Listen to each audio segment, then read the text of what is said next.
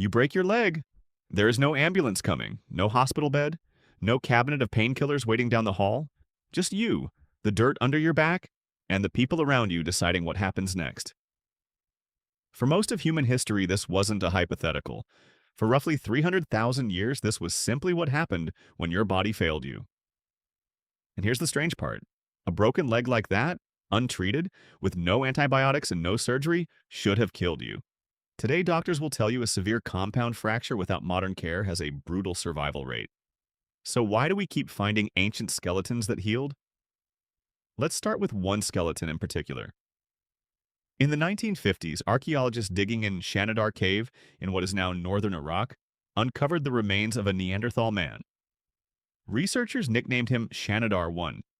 He lived roughly 45,000 years ago, and his body was a record of disaster. His arm had been amputated or crushed beyond use well before he died. He was partially blind. His hearing was likely damaged. He had healed fractures running through his skull, his ribs, his leg. Any one of these injuries could have ended him on its own. But here's the question that matters. How does a one-armed, partially blind man survive for years in the Ice Age, hunting megafauna with stone tools, with no doctor and no hospital? The answer isn't medicine the way you picture it. It's people. The anthropologist Eric Trinkhaus, who spent decades studying Shanidar I's bones, a field called paleopathology, which just means reading injury and disease directly off of ancient skeletons, concluded that this man could not have survived alone. Someone fed him when he couldn't hunt. Someone helped him walk. Someone for years decided his life was worth the cost of carrying him. That's the first secret of ancient survival. The tribe was the hospital. Think about what that actually means. There was no triage nurse, no insurance company deciding who gets treatment. Just a small group of 20 or 30 people who had every evolutionary incentive to abandon the wounded and conserve resources for the able-bodied. And over again, the bones tell us they didn't. But care alone doesn't stop an infection. It doesn't set a bone straight. So what else did they actually have? This is where the evidence gets even stranger. In 2012, the researcher Karen Hardy and her team examined the dental calculus, the hardened plaque, on the teeth of Neanderthals found at El Sidrón Cave in Spain. Trapped inside that ancient plaque were microscopic plant fragments. Chamomile, yarrow, both plants that do almost nothing nutritionally. Both plants known today to have anti-inflammatory and antimicrobial properties. In other words, these Neanderthals weren't eating these plants for food. They were eating them as medicine. This wasn't an isolated discovery. Thousands of years later, and a different species entirely, we find the same instinct. In 1991, hikers found the frozen body of a man in the Alps who died around 3,300 BCE. Researchers call him Otzi, the Iceman.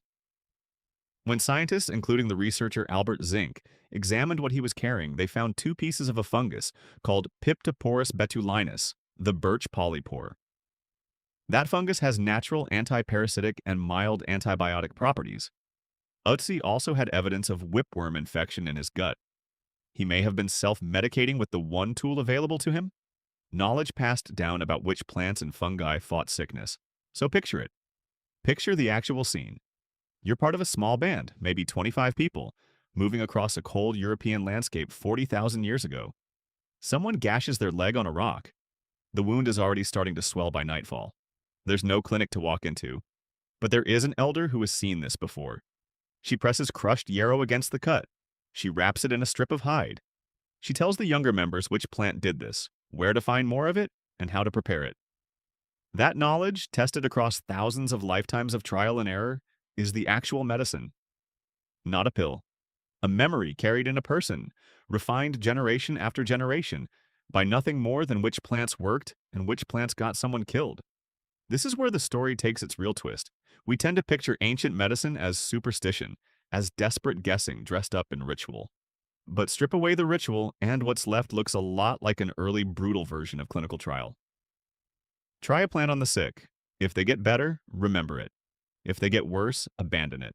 Repeat that test across hundreds of generations, across thousands of patients you'll never meet, and you end up with a pharmacy made of memory instead of bottles. It also explains something else. Why community size mattered so much. A band of 5 people can't preserve detailed medical knowledge. Too few elders, Too much knowledge lost every time someone dies. But a band of several dozen, connected to other bands through trade and marriage, that's enough redundancy to keep the knowledge alive. The anthropologist Polly Wiesner, who has spent years studying hunter-gatherer social networks among the Iju Hwanzi in southern Africa, has shown how these long-distance relationships weren't just social. They were insurance. If your own group lost its healer, you had somewhere else to turn. So the honest answer to how ancient humans survived without doctors isn't one thing. It's three layers stacked on top of each other. A social contract that said the wounded don't get left behind. A library of plant knowledge tested by trial and passed down by memory. And a network of relationships wide enough that no single loss could erase what the group knew. Now here's where it gets uncomfortable in a good way. None of that disappeared. It just changed shape. When you're sick today, you still don't actually rely on a pill alone. You rely on a system of people. A doctor who learned from someone before them, stretching back through medical schools and textbooks and, if you trace it far enough, back to an elder pressing yarrow into a wound by firelight. The instinct to care for someone who can't currently contribute, the thing that kept a one-armed, partially blind Neanderthal alive for years, is the same instinct sitting underneath every hospital, every insurance system, every time a stranger calls an ambulance for someone they've never met. You also still carry the instinct to ask someone who's seen this before.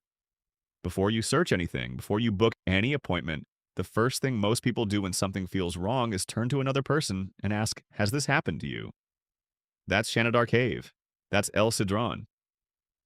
That instinct is 45,000 years old, and you used a version of it the last time you didn't feel well. There was never a moment in deep history when humans had no medicine. There was a moment when medicine was a person, not a pharmacy. A relationship, not a prescription. You break your leg today, and within minutes, a system built by millions of strangers, doctors, researchers, paramedics, all connected by the same instinct that kept a broken man alive in an Iraqi cave 45,000 years ago, moves to save you. The cave is gone. The instinct never left.